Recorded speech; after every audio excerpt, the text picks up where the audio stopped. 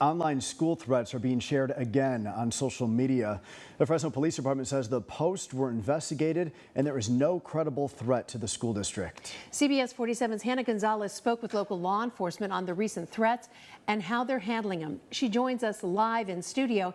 Hannah, what are police saying?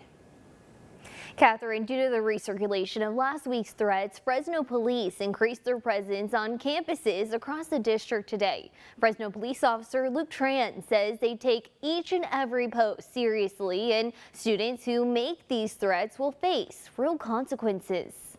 Not only can it lead to suspension, expulsion, but it could also lead to jail time. Last week, the Fresno Unified School District saw 2 school threats made on social media. A 13-year-old was arrested for making threats to the Scandinavian Middle School, and another student was cited for a misdemeanor after Awani Middle School received 3 threatening calls of a gun on campus or a possible school shooting. If there are these threats that are circulating throughout social media and the various platforms, we advise not to share it, and instead of sharing it, call the PD, call the police department, and report it to us so that we can investigate it. And in Tulare County, 2 schools received threats in the past 2 weeks. The sheriff's office was notified by the FBI regarding a social media post that someone at a local high school would be killed. A 16-year-old was arrested. In another incident, a 13-year-old boy was taken into custody and placed at the juvenile detention facility for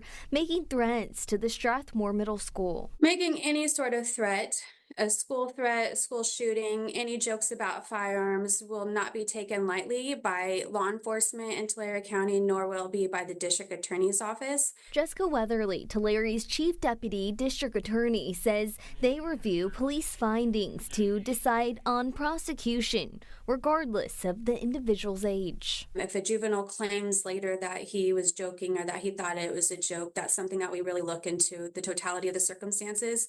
What is the juvenile saying versus what is his conduct really saying? And Weatherly says while juvenile cases are handled differently from adult cases, individuals with a criminal background could face up to 3 years in prison for making a school threat. Reporting live in studio, Hannah Gonzalez, CBS 47 Eyewitness News.